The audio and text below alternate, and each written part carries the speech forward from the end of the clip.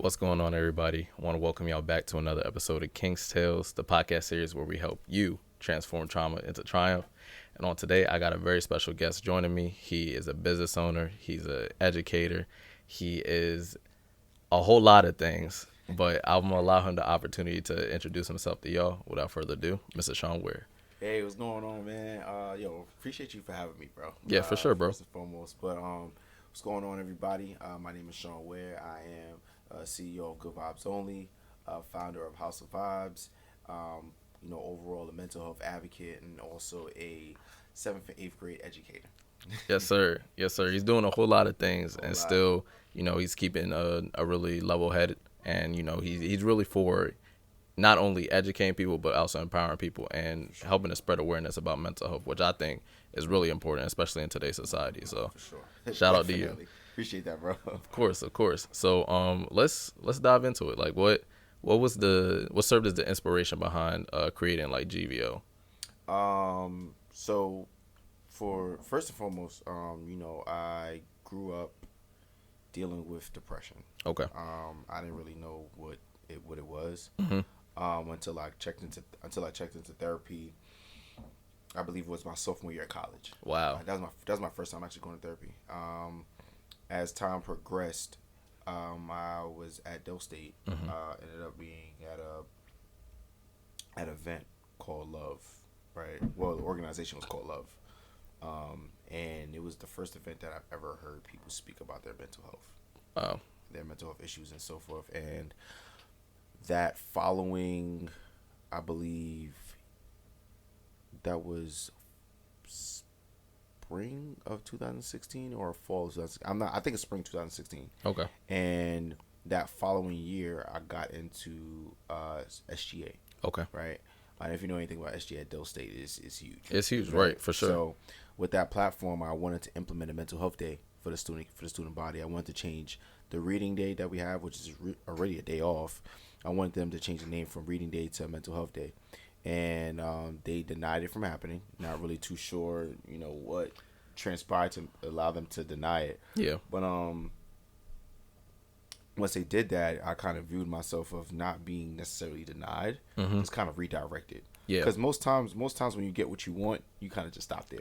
Oh yeah, 100%, bro. That was where I kind of had the mindset of, I want to do something big with mental health, but I just don't know necessarily what it is. Fast forward, I graduated, started working at a car dealership right there in Smyrna. Okay. Got fired from there, right? Because I was looking for another job on their system. I think that's what it was. Now that I know how the Ethernet cables work, because I do a little bit of IT as well. Okay. So now I know how that stuff works. I'm like, oh dang, that's probably why they fired me. But I told myself that if I were to ever be fired again, I will always have a backup plan. Okay. Right. Yep. So I was like, I'm just trying to think of how I can make money, right, and really connect with people in our generation. And I felt like a lot of people like clothes. Yeah. Right. Of course, I always had the mindset of starting a clothing brand in college, but I just felt like, with my upbringing, I didn't really have all the flashy clothes and none of that. So, Mm-hmm. if I walk around with, I have busted sneakers. I look decent. You know what I'm saying? Right. I look alright, but it wasn't to the point of me having a clothing brand. Right. You know what I mean? So Mm-hmm. after I graduated and I had a little bit of money in my pockets or whatnot, I looked a little different. Or whatnot. At that point, I was like, you know what? I'm about to just jump into it. Yeah. So I jumped into that, and at that point, I was like, I'm gonna just do this because this is a way that I could connect with my generation. And Yeah, for sure. As I said, when it comes to mental health, I always knew it was something I wanted to do. I just didn't know necessarily how I wanted to do it. I woke up one day, I had an anxiety attack. Looked it up on Google. I had an anxiety attack, but at the time I thought it was a heart attack. And at the time, I'm like, all right, what is a heart attack? Yeah. Right. And on Google, it said that an anxiety attack is sometimes mistake. Well, no, a heart attack is sometimes mistaken for anxiety. Attack. Yep. And I accidentally clicked images on Google, and I seen different colors, right? Of different color ribbons of different mental health. Okay. And it basically said, in my mind, a light bulb went off, and I'm like, oh, I can have a mental health brand. right? Yep. And I'm like, I already know people in our generation don't like talking about mental health. Mm-hmm. So I'm like, the only way I could get them to do it is if I connect it to something that they like, which is clothes. Right. And make it swaggy so they can actually wear it.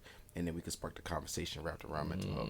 So that was the mental process and the mental thought process that I had with GVO. Okay. Yeah, no, that definitely makes sense. And it's really cool that you was able to, you know, in the midst of navigating your own mental health, figure out a way for you not only to raise awareness, but also to help educate people on like the different mental health illnesses that are out there. Right. So, right, for sure. And that actually was going to be my next question. Like, how did you come up with the method behind the color segues for each of your designs? Because you guys are dropping. Well, you recently dropped Break the Trauma Series 1, right? Right. So actually, when we started with the color chart,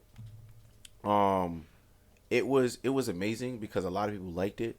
But on a business aspect, we felt like a lot of people wouldn't support certain colors because it wasn't attached to a mental health issue that they could relate to. Oh wow. So for example, like we would drop, like we had, I think red was for ADHD and ADD, right? And we would have like olive green for dementia. If we dropped a sweater in red, people wouldn't purchase it because they're like, oh, I want to wait until you drop something for dementia. So we're like, it's like we don't got no money right now to be dropping all the colors at the same time. So we actually stopped using the color chart. Okay. And we actually just said, you know what, when we do drops, we're just gonna make the drops specifically for everything. Right? Okay. It's gonna be a mental health brand overall. It's just gonna spark the conversation wrapped around mental health. Okay. So project one that we started, breaking the trauma, was just merely geared towards really breaking that generational curse. Yeah, right. 100%. There's a lot of things that, you know, even youth of today, they're going through because, you know, some parents are not healed at all whatsoever, and they're pushing that trauma onto their children. Yep. Right.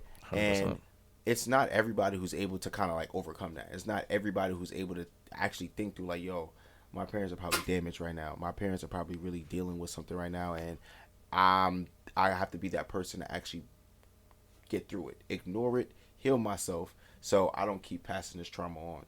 Right? It was this picture I seen on Instagram, and it was like, it's like a grandfather, it's like a great grandfather, a grandfather, a dad, and then a son, right? And then the great grandfather is yelling at the great grandfather is yelling at the grandfather, and then the grandfather's yelling at the dad, but the dad has like it is like he's blocking the trauma with his back, and he's basically blurting positivity into his son.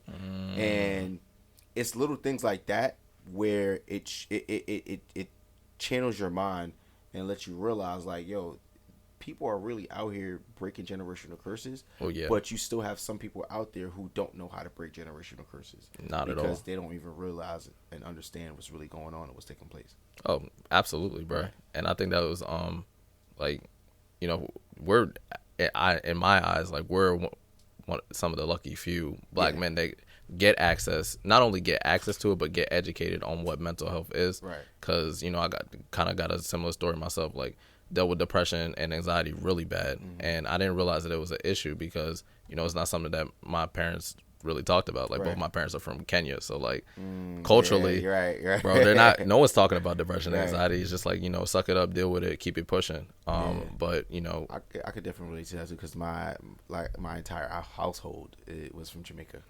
Yeah, see. Know? So it's like I definitely understand, bro. And then when you finally do start getting the help that you need, they start looking at you. Oh, you know, you're going to go see like a shrink. Like my dad used to always call him my therapist a shrink. I'm like, nah, I'm just, you know, working through the issues that I didn't even know that I had. Right. And you know, once you get to a point where not only do you know that you have something that needs to be fixed, but acknowledging it and actively seeking out the help, like that's what really helps break the trauma. And I also think accountability plays a role too, because even before you can actually fix what it is, you have to actually have self-awareness to actually realize what it is that you're dealing with and what it is that you're doing.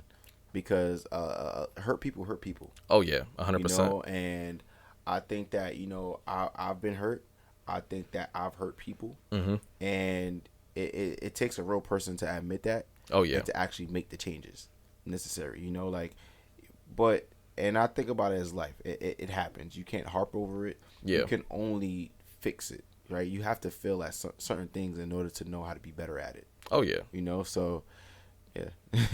Very well said. Very well said. At what point during like your healing process and navigating some of the trauma that you dealt with, like when you were younger, getting to the point where you're at now, at one point were you able to have that aha moment and be like, all right, you know, I could be blaming other people, I could be blaming my parents, I could be blaming my environment. At one point, did you look like introspectively and realize, okay, I got to take accountability for the stuff that I do? I'm not gonna lie to you, bro. This was probably spring 2017. Okay. This is after I crossed. Okay. It was maybe either that spring or maybe that later that fall. I had a conversation with my line brother. Okay. And my line brother Daniel. I remember we was on the plots one time, and I was dealing with some stuff. Mm-hmm. I won't go into detail too much. Right. I was dealing with some stuff, and you know, he told me, he was like, "Yo, listen, you're allowing what's going on to keep happening, you know, and when you allow it, you become a totally different person, you know." And I seen the shift in the relationships that I had with different people at the time, how it was when I didn't have that situation going on in my life, and how I acted when I had the situation going on in my life. And I think that was really a turning moment for me. Okay. Because I started taking a huge accountability in how I acted. Okay. Because nobody else did anything to me. I just had a lot of stuff going on internally. Yep. Because of what I was allowing to happen in my life at that time. Right. Right. Yeah, it was tough. I could talk about it. I don't leave. I really don't care. I was in a toxic situation at that time. Toxic relationship. And you know, like when you kind of don't have that toxicity poured into you, you're good. Yeah. You know what I'm saying? Your body starts to really flush it out. Your mindset really starts to flush it out. And when you do have it around you, it's like sapping away your strength. It's like sapping away my strength. Everybody's if something goes wrong here, I'm mad at the whole entire world. Yep. Right? Instead of me addressing the issue, I'm mad at the whole entire world. And that's when I realized that I'm literally taking my anger out on everybody else, but who I needed to. But not even just taking my anger out, I wasn't addressing the issue, and I was just keeping it in internally.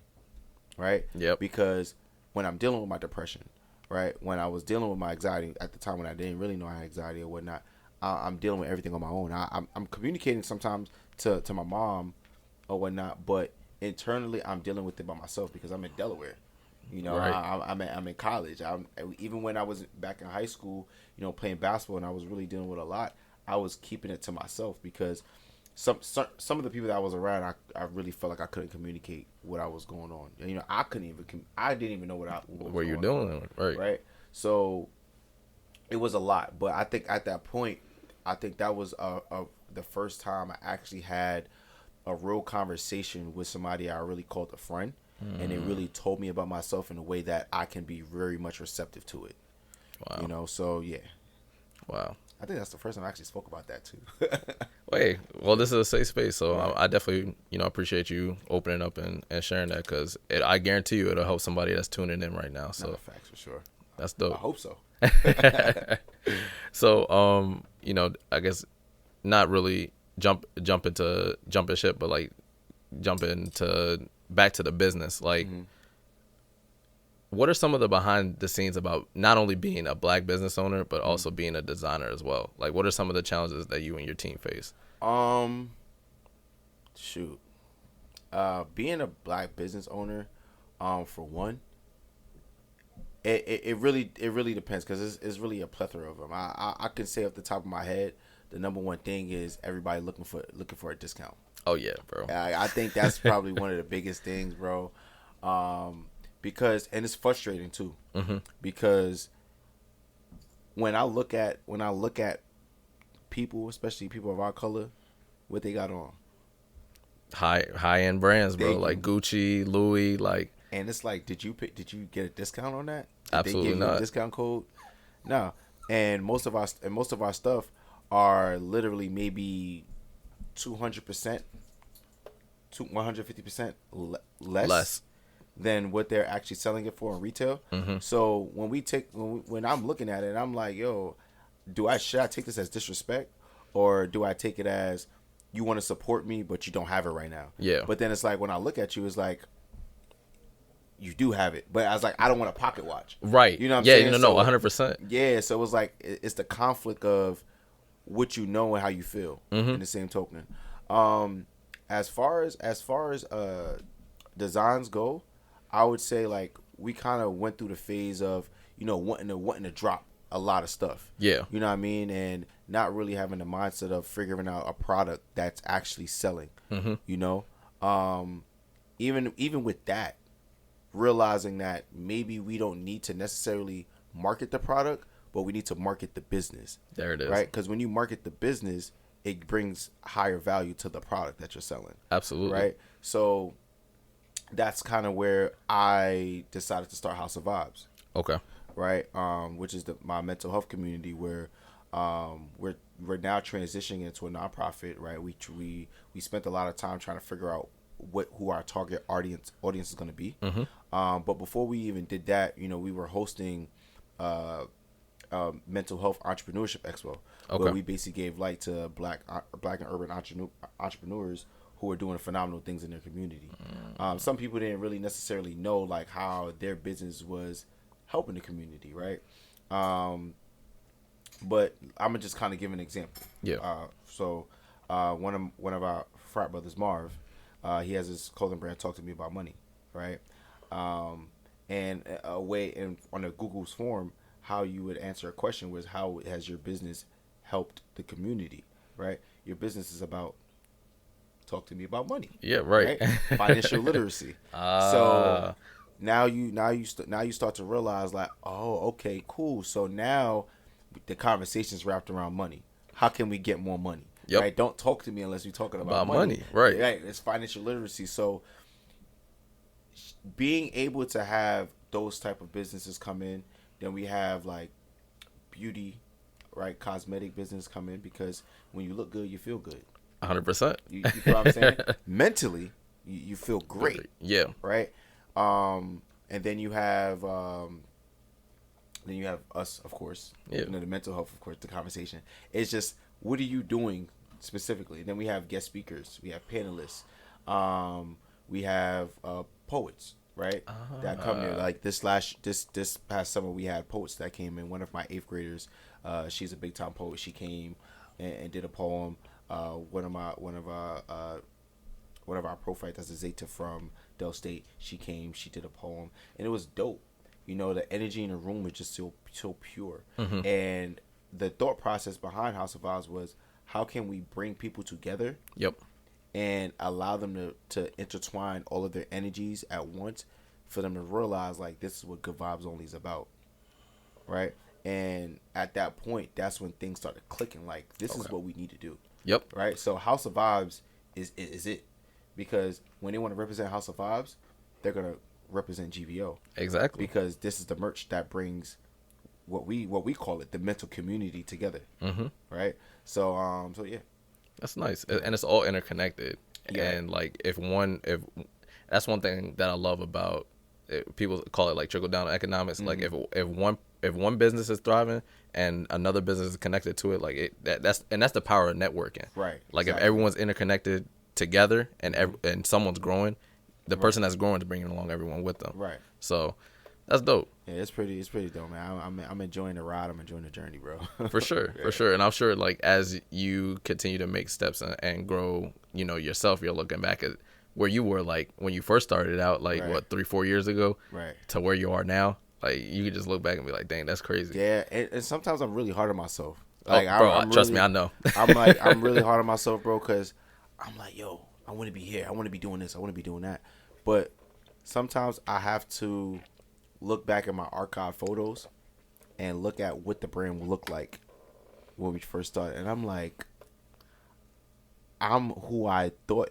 Well, I'm not me, but the business, it's where I was thinking that it would be, Mm-hmm. but we're even bigger than that, Right. right? And then it humbles me a little bit. It allows me to kind of give myself grace because I need that sometimes. So I'm definitely working. And I think about GVO 24/7, bro. Right. 24/7. So it's good to kind of see the growth. It's good to kind of see where we started to where we are now, because it's needed for sure. Absolutely. And I want to take a little step back again. You talked a little bit about how when you're starting out, like everyone's looking for the F&F, as I like to call it, family and friends discount. Yeah. So, it kind of in a way forces you to branch out and network outside of your immediate circle, because then you start to realize like, okay, my family and friends aren't going to appreciate the business in a way that other people would. For sure. And you'll start to realize like the series that him and his team just dropped, Break the Trauma, the hoodie and the sweatpants combo is $120, and some people complain about that. They'll be like, yo, why am I paying $120 for a sweatsuit? But then we'll go right over to the Gucci store or some high-end fashion brand and drop $500-$600 on some shoes. I'm like, if you could do that, that's five sets that could have been reinvested back into a black-owned business. So I think that was probably one of the biggest things with me with the podcast, like especially once I converted it to an LLC. Right. A lot of my friends were like, oh, well, we can just come on the podcast and do this and chop it up. I'm like, we can do that just hanging out, vibing together at the mall or going out to get food. Like, this is a business now. Like, I'm trying to generate income and grow my brand to the point where, I don't have to lean on my own personal funds to invest in the company. Like, I got investors or I got sponsors that are willing to do that for me. So, and I think that's part of the things now that you're starting to see come to fruition now too, is like, now you got it to the point where like, all right, I put in the work and now you're starting to notice the fruits of your labor starting to manifest. For so that's dope. Appreciate that, bro. That's dope for sure. So, I guess tying back into, not only like being a black business owner, but like you're also a professional, like you're an educator. So like, how do you manage juggling both? Because it can be a little bit challenging sometimes. So it is a bit challenging at times.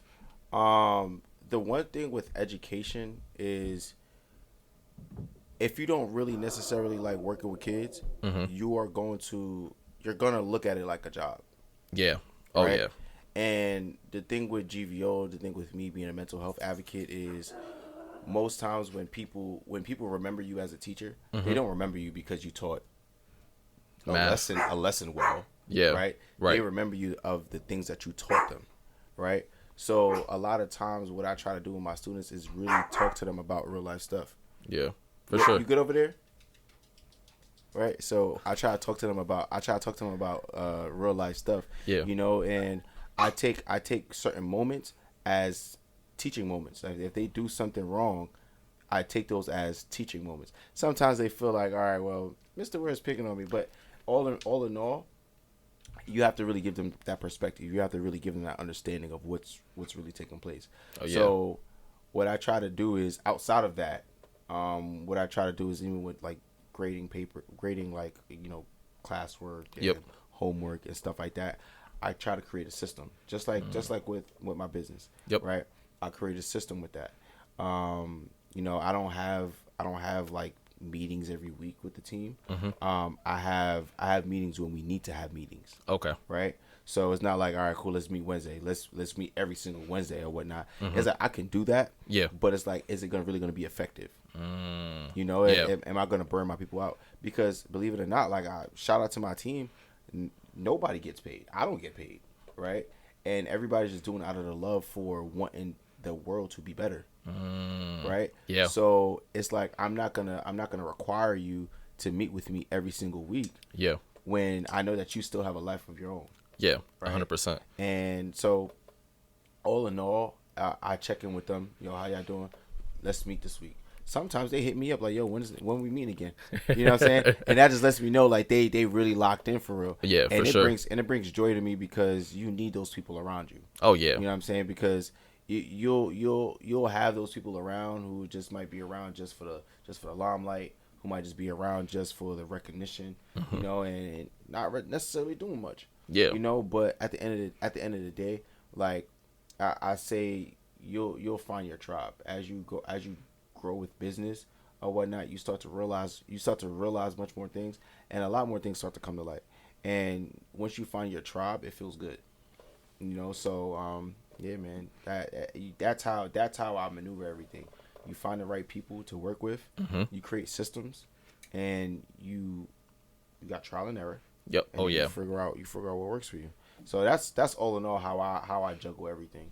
You know, so Okay. Yeah. No, that definitely makes sense. And you know, you kind of hit the nail on the head. Like when other people see the vision that you've created, and they're able to not only follow it but easily follow it, and also see like the importance of it. Right. It makes it so much easier on you as the visionary and as the pioneer, because then it's less stress on you. Exactly. And when you like you said, when you got a tribe that fully understands what it is that you're trying to build, not expecting any money, not expecting any handouts, not expecting free stuff, like they understand the importance of putting in the work and reaching out to other people and talking to sponsors or holding community events, because at the end of the day, all that stuff ends up paying off in the grand scheme of things. So yeah, and even on top of that too, like some of them come up with their own ideas.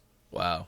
You know, like I think like right now we have like this thing that we do with the page. We have like Marty Mondays, right? And, Oh yeah, facts. I peep. Yeah, and with Marty, that wasn't my idea. Well, the idea to name him was my idea, but as far as the initial concept of dropping Weekly content to educate people about mental health and, you know, what suicide looks like, what depression looks like, what anxiety looks like.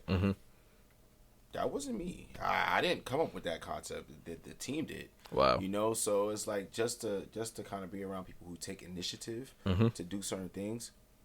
It makes it a lot easier to kind of focus on the business and focus on building the brand's value. Wow. You know, so yeah, man, it's just amazing. That's dope for sure. And I know that you talked a little bit about it at the beginning, but you know, obviously everyone's doing clothing brands nowadays. You turn around, you think that you got like something that stands out, and 3 other people are doing the same exact thing. But as a brand, how do you and your team, I guess, come up with the method to allow your business to stand out from everybody else's? We do the work.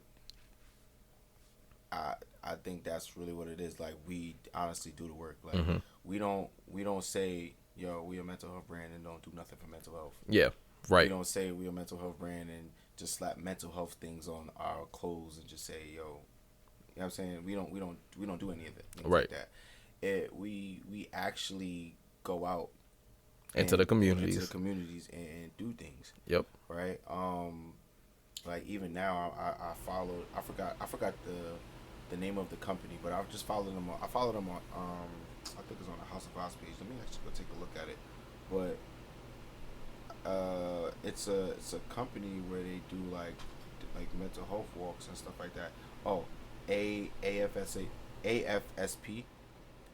have like a national chapter or whatnot for suicide prevention. Oh wow. So I'm looking at them and I'm like, all right, cool. There's different chapters all around the country, right? And they have like different type of walks and different things like that. And I'm like, all right, cool. I want to do more.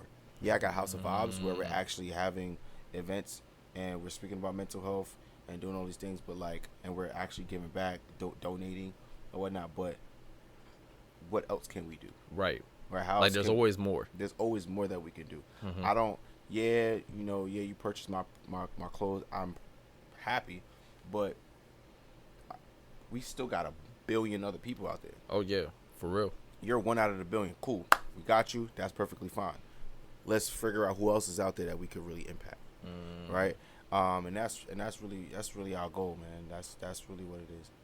Well said. Well said. Appreciate that. So, if you had one piece of advice for anyone that's tuning in that might be dealing with their own struggles with mental health or their own struggles with starting their own business, like as someone who is making it and making it work for themselves, like what piece of advice would you offer them? Just keep going.